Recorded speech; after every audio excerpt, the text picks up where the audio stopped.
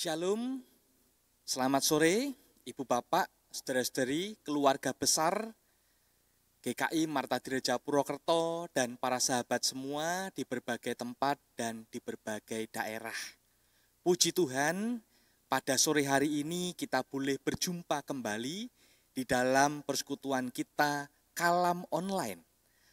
Pada hari Kamis 23 Maret 2023. Dan pada sore hari ini kita akan merenungkan bersama-sama suatu tema, yaitu tetap mengasihi walau disakiti. Dan sebelum kita lebih jauh masuk di dalam Kalam Online pada sore hari ini, kita akan mengangkat pujian, kasih Yesus lebih dari semua.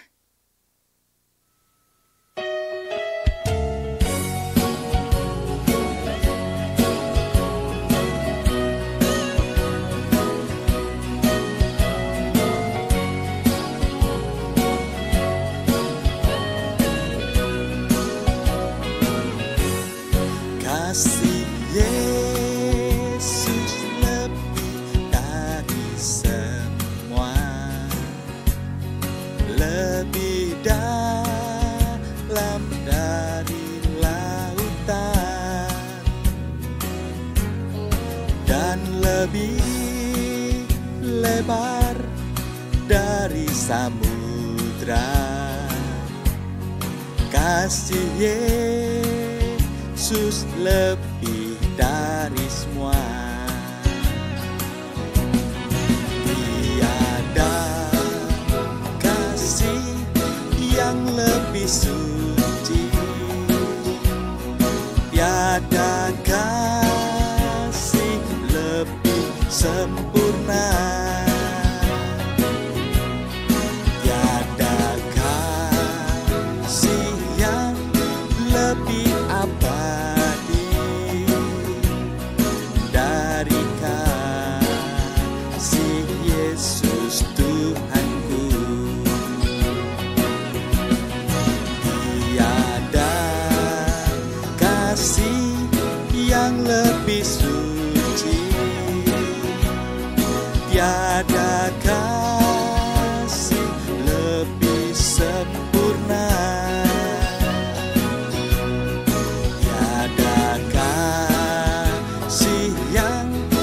lebih abadi dari kasih Yesus Tuhanku.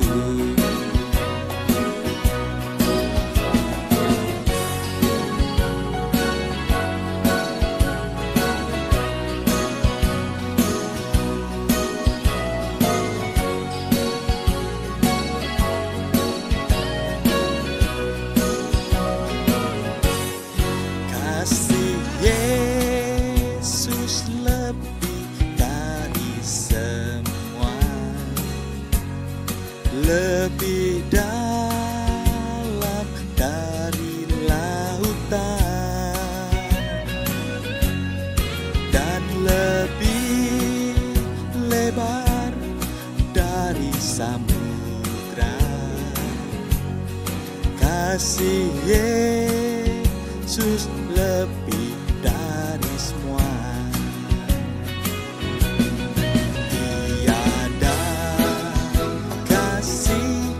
Yang lebih suci, tiada kasih lebih sempurna, tiada kasih yang lebih abadi dari kasih Yesus Tuhanku. Dari kasih Yesus Tuhanku, dari kasih Yesus Tuhanku.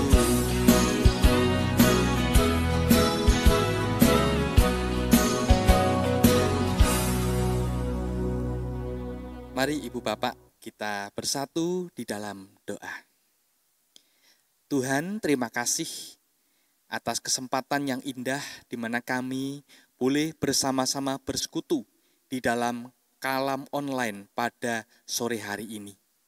Dan kami bersyukur dan bersuka cita karena sesaat lagi kami akan merenungkan akan sabda kebenaran. Kami belajar tentang Alkitab, sehingga semuanya itu dipakai oleh Tuhan untuk menuntun langkah kehidupan kaki kami. Oleh karena itu kami mohon Roh Kudus-Mu supaya menerangi hati dan pikiran kami masing-masing, sehingga kami dapat mendengar dan dapat mengerti akan kehendak Tuhan di dalam kehidupan kami melalui kalam online pada sore hari ini. Dan urapi juga anak-Mu dengan kuasa Roh Kudus, supaya anak-Mu pun boleh menyampaikan kebenaran firman-Mu dengan baik dan lancar.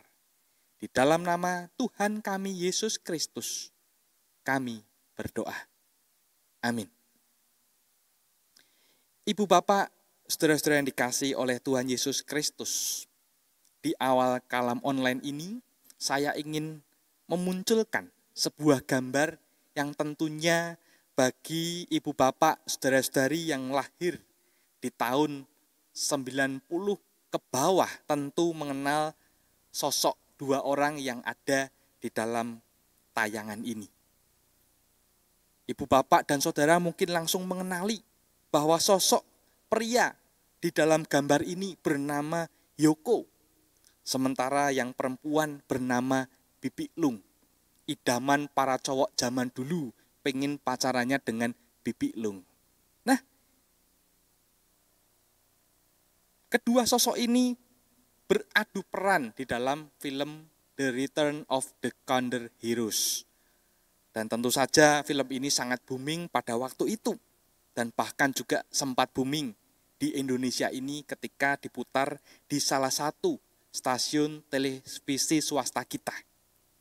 Dan ketika kita seringkali menonton film silat, ketika kita seringkali menonton film kungfu, seringkali tanpa kita sadari kita pun melihat bahwa jalan cerita yang ada seringkali berupa balas dendam. Ketika ada anggota keluarganya atau bahkan hampir seluruh keluarganya mendapatkan perlakuan yang tidak baik, bahkan mohon maaf mereka dibunuh oleh musuh-musuhnya, maka anggota keluarga tersebut ataupun dari anggota anak-anaknya akan mencoba membalaskan dendam dari keluarganya. Karena ini dianggap sebagai suatu hal yang lazim pada zaman itu di dalam film silat atau kungfu tersebut. Ada dharma di sana ketika perbuatan bijaknya yaitu membalaskan dendam bagi orang tuanya atau keluarganya. Dengan cara membunuh juga musuh-musuhnya yang telah mencelakakan keluarganya. Nah, apakah itu juga berlaku di dalam kehidupan keluarga Kristen? Kehidupan orang-orang percaya? Saya rasa dengan tema kita pada sore hari ini, tetap mengasihi walau disakiti, kita akan belajar sesuatu yang baru di dalam Yohanes 18 ayat 1 sampai dengan ayat yang ke-15. Kita akan bersama-sama merenungkannya dan mempergumulkannya bagian demi bagian. Kita akan membaca bersama-sama bagi ibu bapak yang berada di rumah. Ayat 1 dan 2 kita ucapkan demikian. Setelah Yesus mengatakan semuanya itu, keluarlah ia dari situ bersama-sama dengan murid-muridnya. Dan mereka pergi ke seberang sungai Kidron.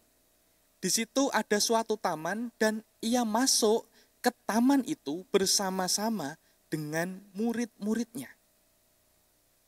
Yudas yang mengkhianati Yesus juga tahu tempat itu karena Yesus sering berkumpul di situ dengan murid-muridnya.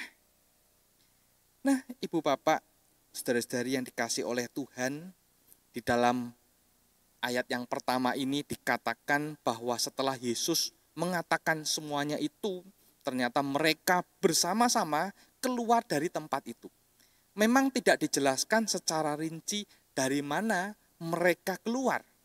Namun jika kita mengacu ke perikop-perikop sebelumnya, pasal sebelumnya, ada kemungkinan bahwa tempat itu adalah di lantai atas di mana mereka mengadakan perjamuan. Tapi jikalau mereka langsung keluar dari tempat perjamuan itu, ada kemungkinan lain bahwa tempat di mana mereka keluar saat ini adalah dari bait Allah. Namun apapun itu, yang jelas mereka keluar dari suatu tempat, dari situ bersama dengan murid-muridnya. Dan mereka pergi ke seberang sungai Kidron. Saya memunculkan gambar peta, semoga bisa terbaca di layar ibu bapak saudara-saudari. Ketika kita melihat peta itu, kita tahu bahwa mereka menyeberangi sungai Kidron dan menuju ke panah yang saya tunjukkan di layar sana. Yesus ditangkap di suatu taman yang mana taman ini tidak disebutkan secara jelas di dalam Injil Yohanes. Namun kalau kita membaca ketiga Injil yang lain, kita akan tahu dan mendapati bahwa taman itu disebut Taman Getsemani. Nah, disitulah mereka bersama-sama pergi di suatu taman dan mereka pun masuk ke taman itu bersama-sama dengan murid-muridnya. Dan menariknya di dalam ayat yang kedua dijelaskan dengan sangat jelas bahwa ada seorang yang bernama Yudas yang juga merupakan salah seorang dari murid Tuhan Yesus.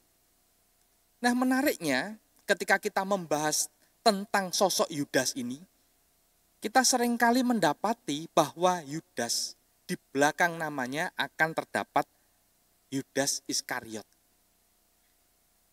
Iskariot di dalam bahasa Ibrani menurut para penafsir tulisannya Iskariot yang artinya orang Keriot di daerah Moab. Jadi itu sebutan yang lazim untuk orang-orang pada zaman dahulu. Yudas Iskariot, Yesus dari Nazaret, dan itu merupakan sebuah tanda, sebuah catatan untuk orang-orang kepada orang yang lain.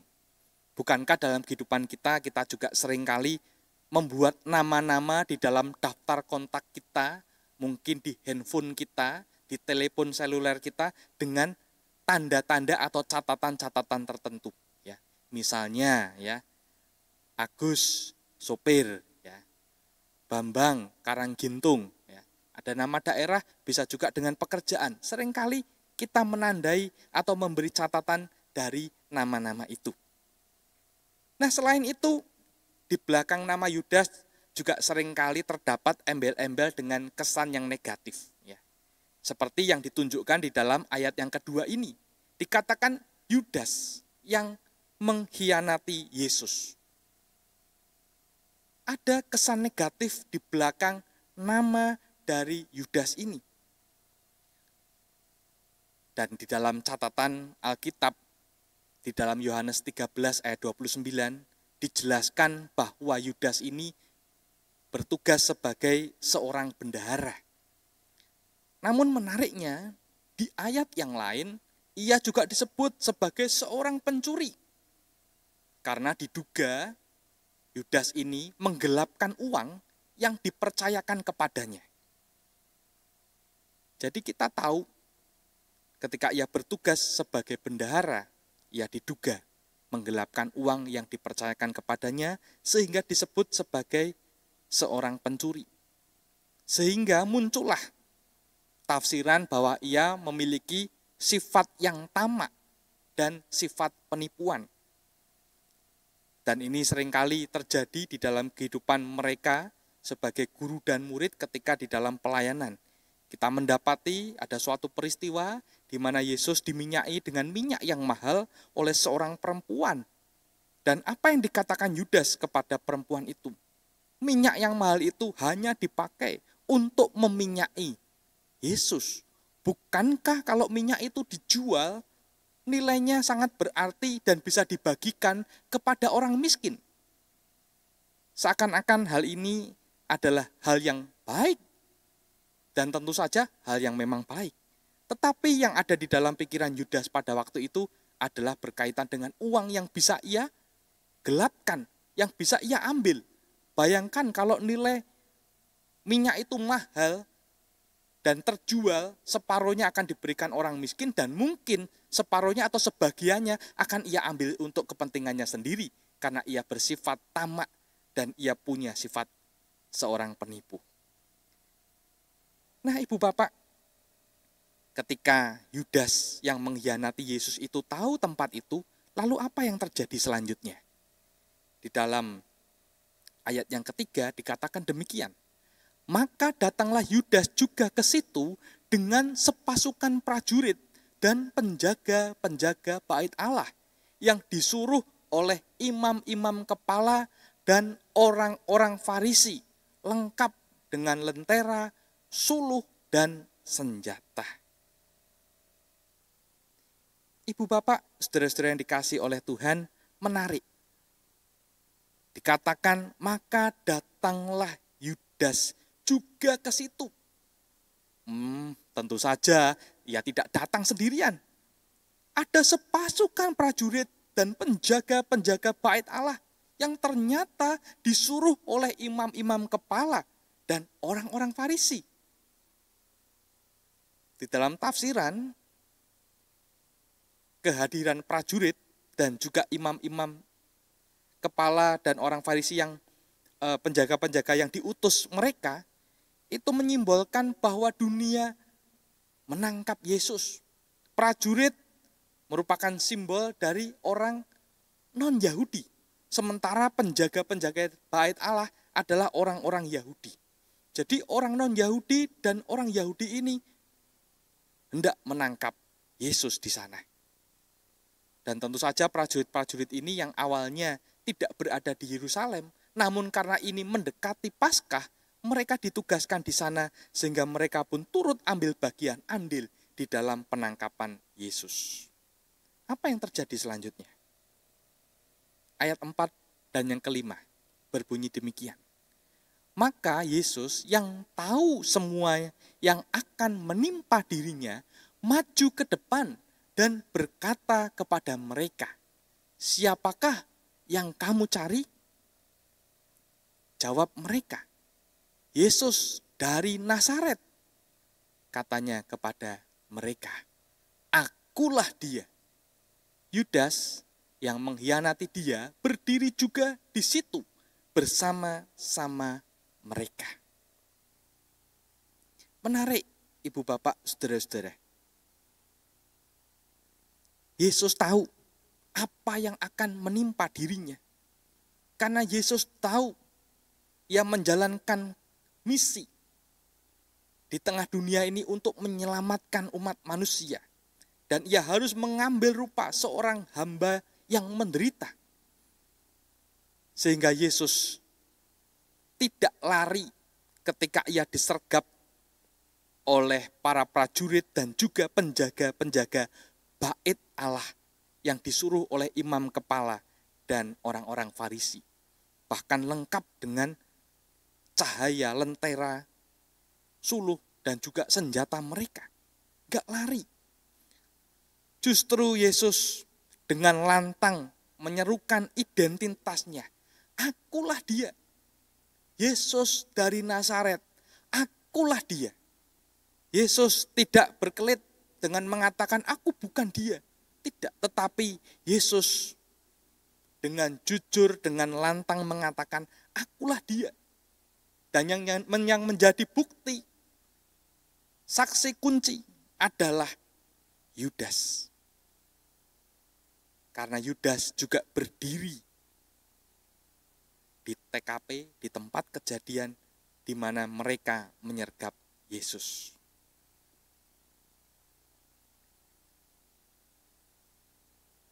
Lalu apa yang terjadi kemudian? Di dalam ayat 6 sampai dengan yang ke-9 dikatakan demikian. Ketika ia berkata kepada mereka, akulah dia, mundurlah mereka dan jatuh ke tanah. Maka ia bertanya pula, siapakah yang kamu cari? Kata mereka, Yesus dari Nazaret. Jawab Yesus, telah kukatakan kepadamu, akulah dia. Jika aku yang kamu cari, biarkanlah mereka ini pergi. Demikianlah hendaknya supaya genaplah firman yang telah dikatakannya.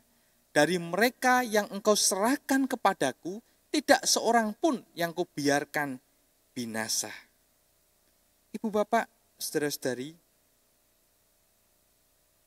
menarik bahwa ketika Yesus berkata, akulah dia, mundurlah mereka dan jatuh ke tanah.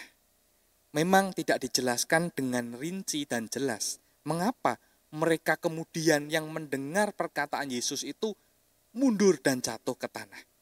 Apakah ada kuasa yang keluar dari Yesus?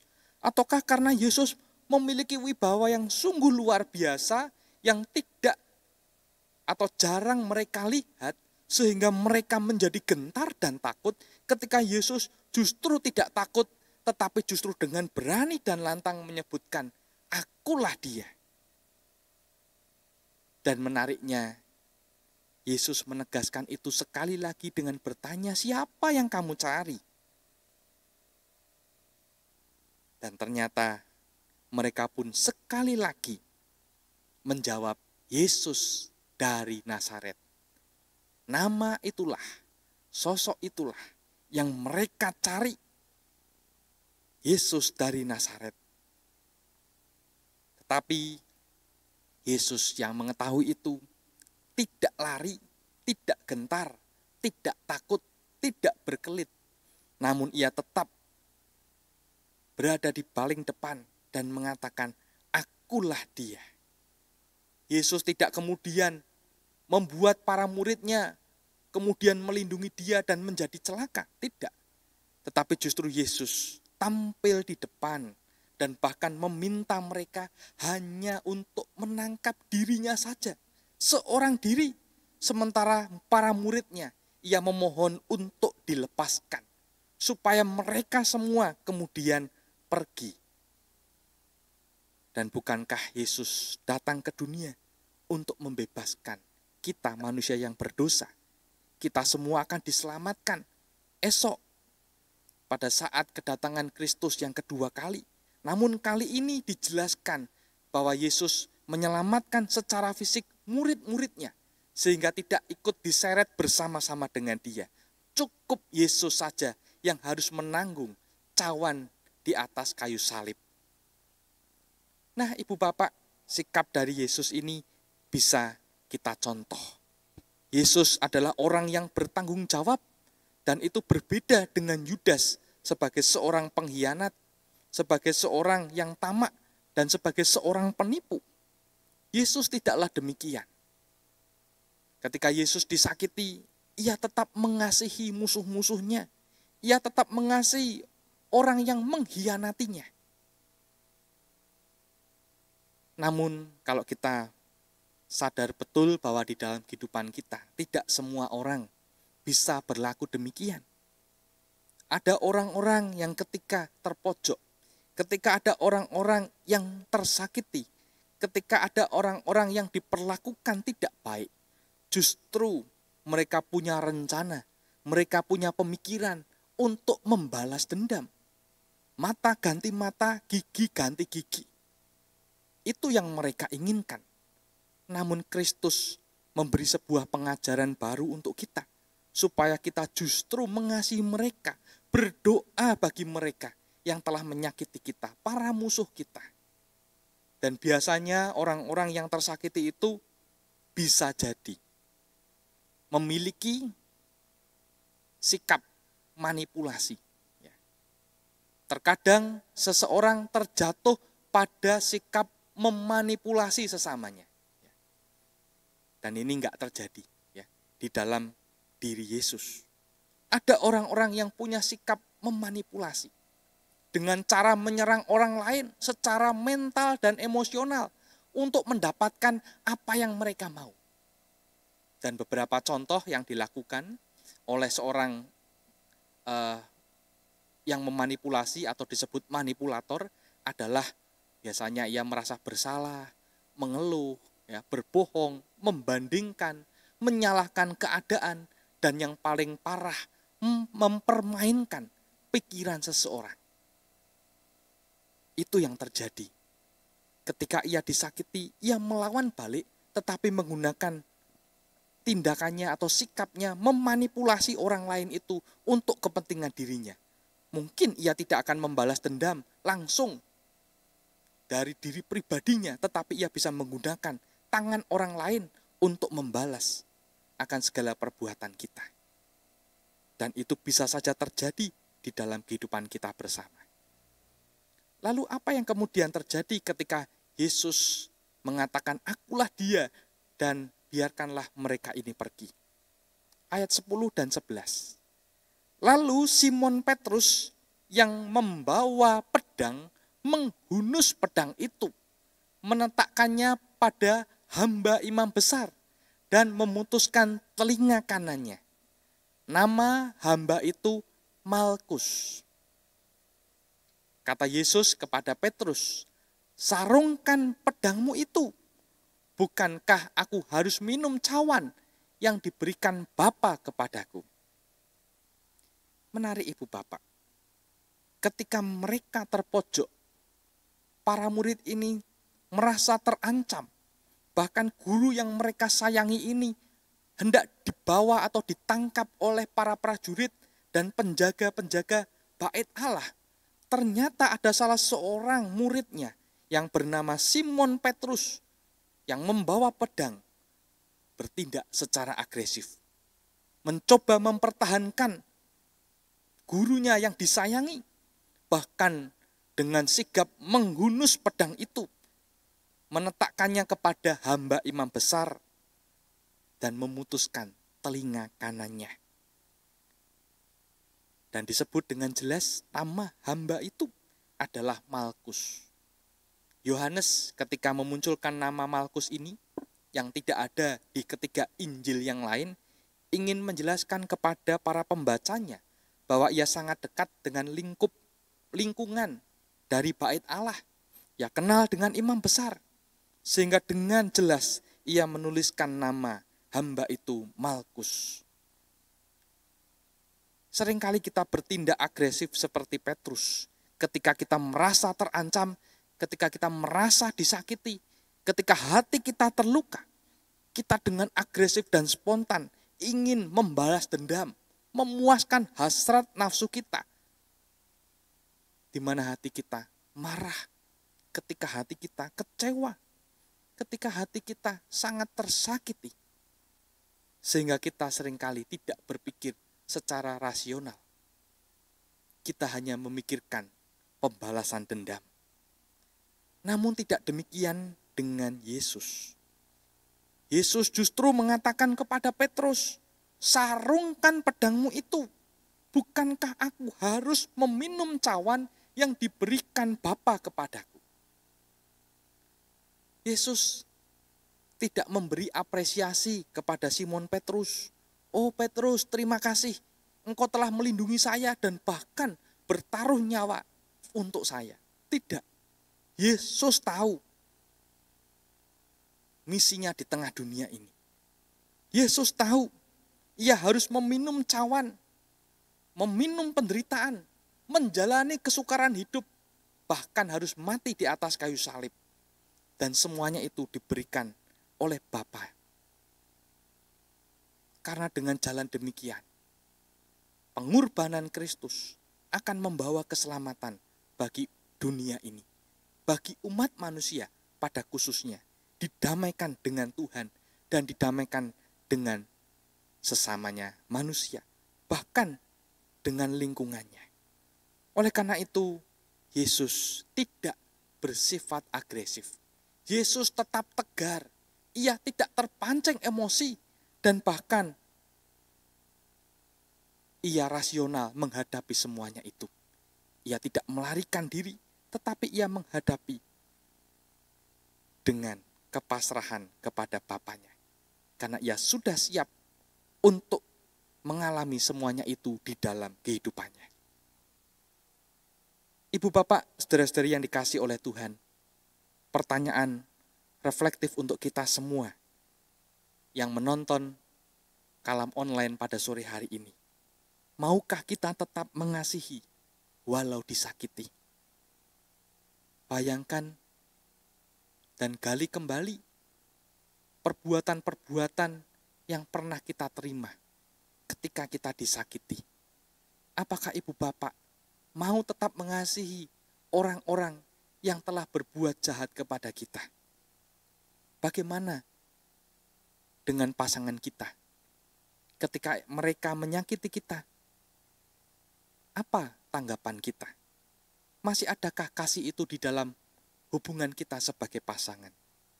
Ketika anak-anak kita menyakiti kita, masihkah kita mengasihi mereka, anak-anak kita, dengan kasih yang tulus?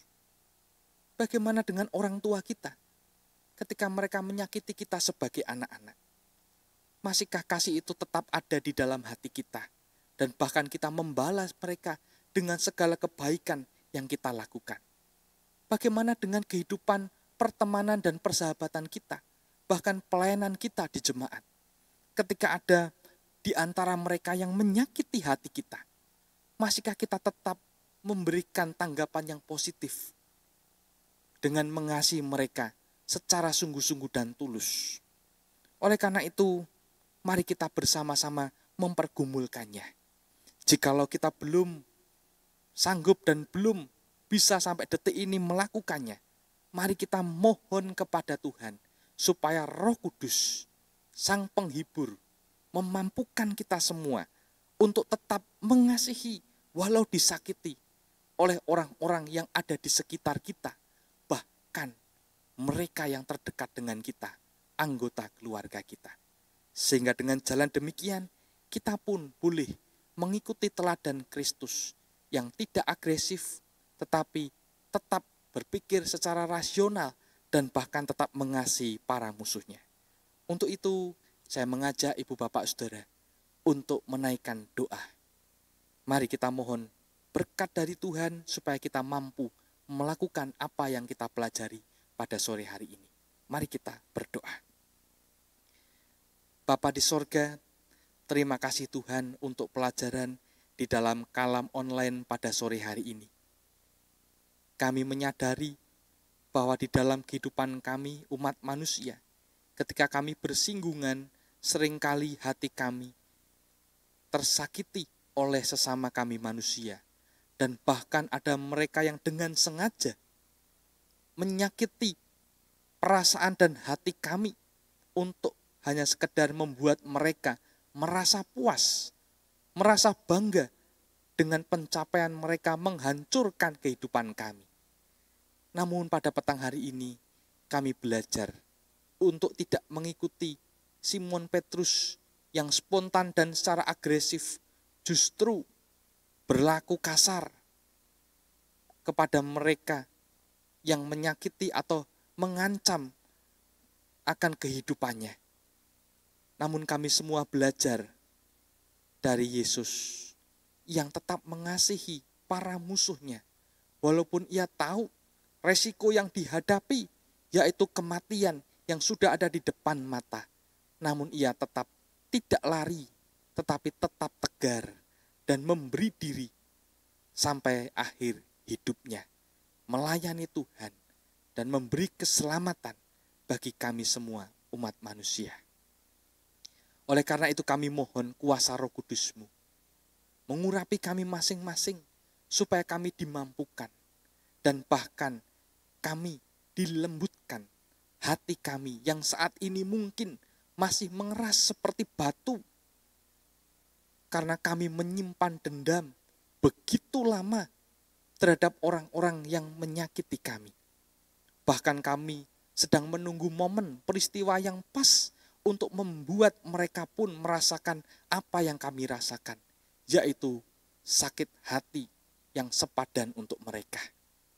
Untuk itu Tuhan, lembutkan hati kami, sehingga kami mau berdamai dengan situasi ini dan berbalik justru kami mengasihi mereka. Mampukan kami ya Tuhan. Untuk itu kami pun juga mohon berkat-Mu untuk kehidupan kami semua, para peserta kalam online pada sore hari ini. dengan segala aktivitas kami, pekerjaan kami, usaha kami, kehidupan kami di dalam keluarga, dan juga kehidupan kami bermasyarakat.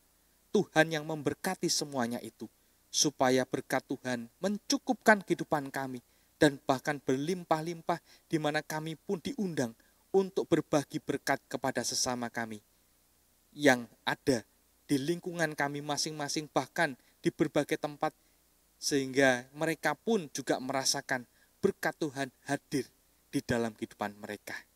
Terima kasih Tuhan untuk kesempatan yang indah di dalam kalam online sore hari ini. Dan saat lagi kami pun akan berpisah. Kami mohon Tuhan yang memberkati kehidupan kami, dan kami pun bisa melanjutkan akan aktivitas kami pada sore hari ini selanjutnya dengan baik dan lancar. Inilah permohonan kami dan doa-doa kami. Di dalam nama Tuhan kami Yesus Kristus, kami mengalaskan doa kami. Amin. Ibu Bapak, saudara-saudara yang dikasih oleh Tuhan, demikianlah kalam online pada sore hari ini. Kiranya Tuhan memberkati kehidupan kita bersama. Amin.